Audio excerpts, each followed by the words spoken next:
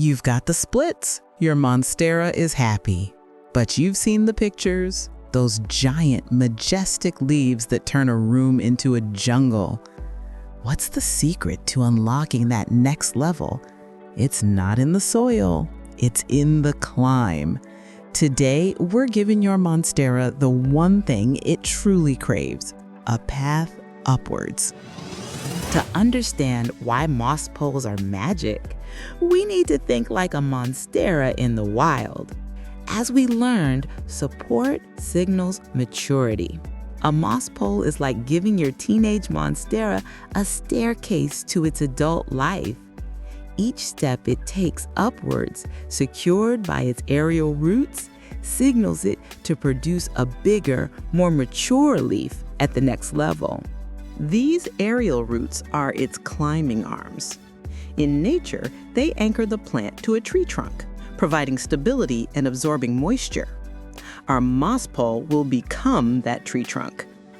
The best time to install a moss pole is when you're repotting. First, you need to prepare the pole.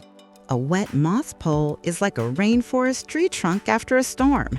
It's an irresistible invitation for the roots, so soak it thoroughly. Now, place the pole at the back of the new pot and add a layer of soil to hold it in place. Then, position your plant in front of it. Now, before you secure the plant, let's talk about the single biggest mistake people make. The secret is all about the direction the plant is facing. You want the back of the main stem, where the aerial roots come out, to be touching the pole. The leaves should face outwards towards you and the light. Once the plant is in place, gently secure the main stem to the pole in a few spots. Use something soft, like Velcro plant ties, to avoid damaging the stem. Now, guide any existing aerial roots toward their new mossy tree trunk. The goal is to encourage them to grow into the pole. As these aerial roots grow, you might be tempted to clean up the plant by trimming them. I'm going to ask you to make one important promise to your plant. Never cut off a healthy aerial root. They aren't just for looks, they are vital tools. They are your plant's climbing arms.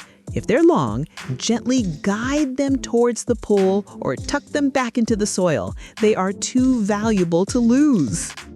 By giving your Monstera a path to climb, you've unlocked its true genetic potential for giant leaves.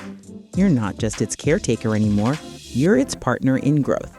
And as your plant grows bigger and stronger, it will give you plenty of opportunities to create even more plants. Next time, we'll dive into the magic of the Monstera factory, propagation. Ready to continue our Monstera journey together? Show some love with a like and subscribe so you don't miss part 3. For everything else, you know what to do. Just leave it to me.